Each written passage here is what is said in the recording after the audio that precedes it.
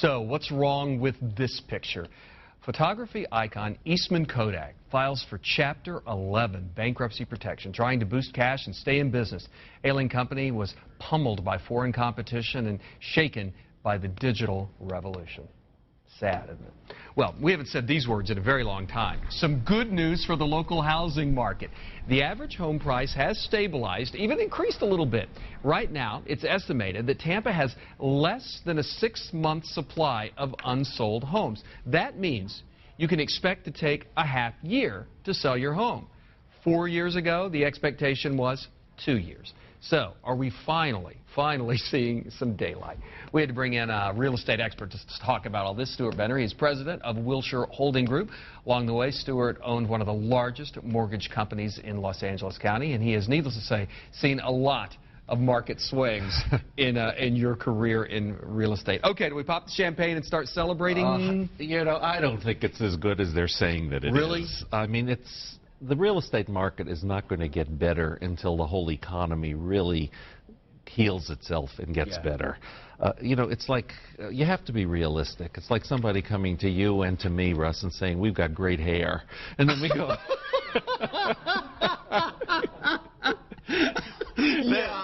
And then we go tell everybody that we do. Yeah.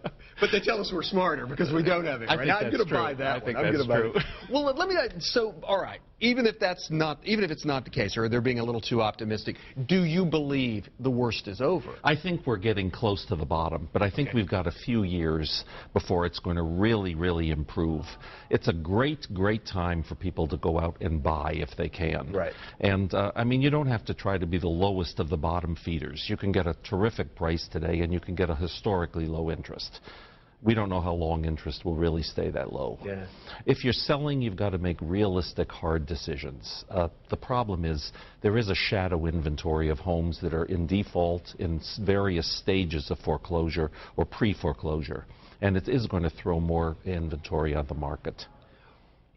Are we at a point where the people who are upside down in their mortgages can say things may be looking up for them? It's sounding like no. If they're there, they're still there. You see, that's where I don't think it's good to give false hope. Yeah. I mean, it's good to give hope to people to buy because it's great. I mean, obviously, go out and buy. But if you are underwater, you've got to make some very hard, serious decisions. And there's really no perfect solution. Yeah, there really isn't. So you've given a little advice here today. You've basically said it is a great time to buy if you can. Yes. What do you know about people who are trying? Is it getting easier to get the money? Is it any easier than it was? They have tightened up underwriting guidelines. But if you have a job and you have 2 years of steady employment, at least in the same industry, and you are not over encumbered too terribly in credit cards and consumer credit, you should be able to go get a home, and you can still get an FHA loan with as little as 3.5% down, so you don't need a huge down payment. Besides what you've been saying, I mean, I know there are things you have to do, and it will never be as easy as it was before the bubble burst. But do you think it? I mean, do you think it is easier? I don't think it should ever be like it was before the bubble burst. But it's common sense. If you're going to buy a house, you have to be able to qualify for the mortgage, and now you have to prove that you can qualify. Yeah. Pay stubs, W-2s, tax returns, and if you can't provide that, then you shouldn't get the house. Hey, thanks for coming in, putting a realistic light on this. It's always good to have you here, Stuart. Thank you, my friend. We love you. You're a good friend. Thank you very much.